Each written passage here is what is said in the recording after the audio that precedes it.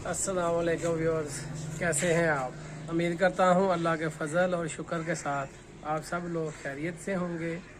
मेरी दुआ है कि अल्लाह पाक की ज़ात आप सब को हमेशा शाद रखे, आबाद रखे।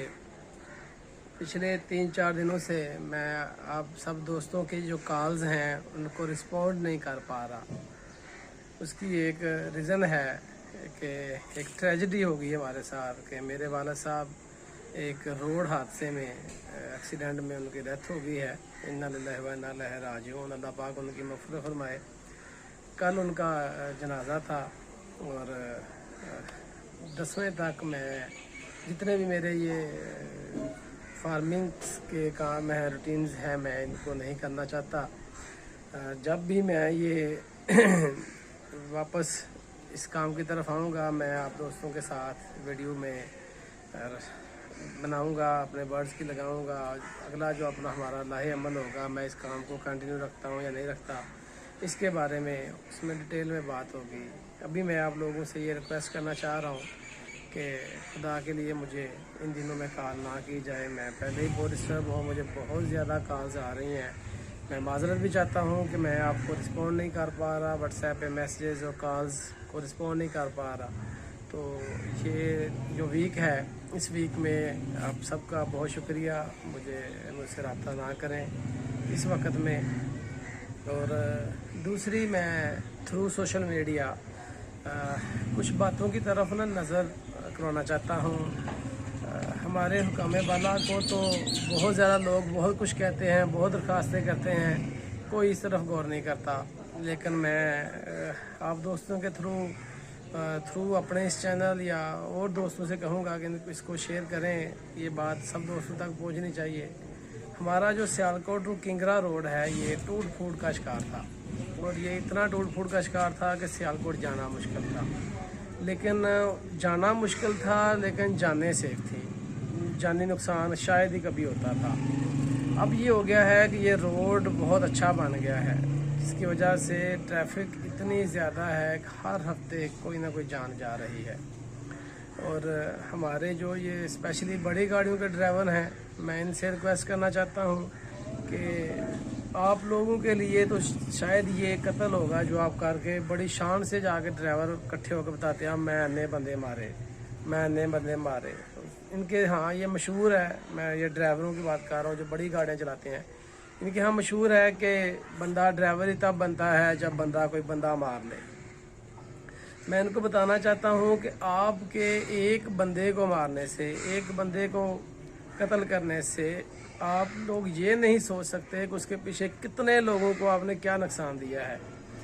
जिस बंदे की, जिस सीज़ो के ड्राइवर के से मेरे वालिद साहब का एक्सीडेंट हुआ था, जिसने मेरे वालिद साहब को कत्ल किया है, मैं उसको ये बात बताना चाहता हूँ, अगर तू ये सोच ले ना कि तूने हमारी फैमिली का तो नुकसान किया है, ये नुकसान तो है ही है।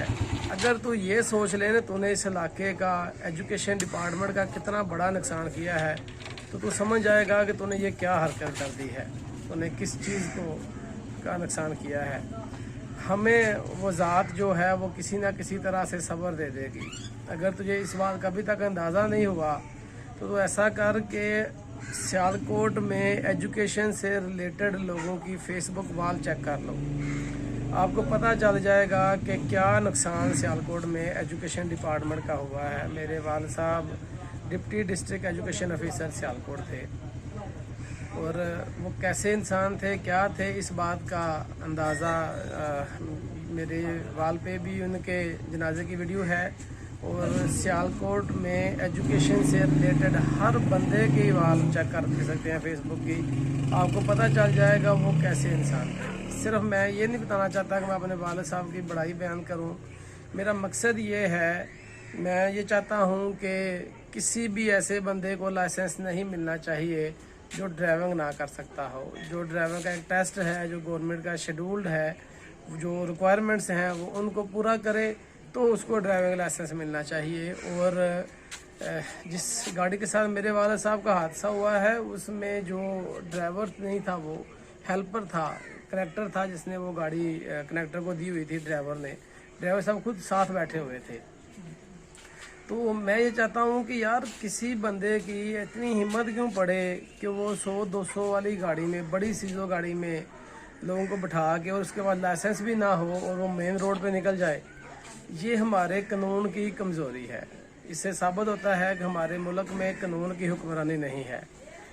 मैं चाहता हूँ कि हमारे मुल्क में कानून की हुक्मरानी होनी चाहिए। कोई ऐसा बंदा जिसके पास लाइसेंस नहीं है, उसकी हिम्मत कैसे पड़े कि वो रोड पे निकल आए।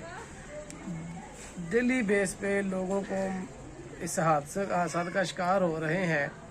तो मेरी रिक्वेस्ट ही है, मैं नहीं चाहता कि मैं कोई भी बात ऐसी करूं किसी भी इदारे या किसी के भी खिलाफ, लेकिन मेरी रिक्वेस्ट है मोस्टली हमारे जो सियासतदान हैं इनसे कि यार आप लोग इस बात को यकीनी बनवाएं। आप कानून बनाते हैं, आप ही सब कुछ करते हैं, यार आगे बात करें, इस कानून को सख्त करें। ये लाइसेंस का हसूल जो है इसको म्यारी बनाएं और ऐसा कानून बनाएं कि कोई भी बंदा जो लाइसेंस नहीं रखता उसकी हिम्मत ना पड़े कि रोड के ऊपर गाड़ी लेके चढ़े।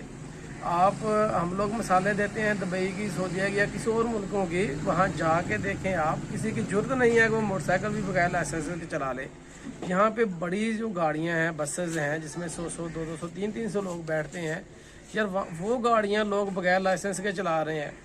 जिस तरह से मेरे वाले साहब शहीद हुए हैं और जो सदमा मुझे, मेरी फैमिली को और हमारे इलाके को पहुंचा है, इसका अंदाज़ा शायद ही कोई बंदा लगा सकता है।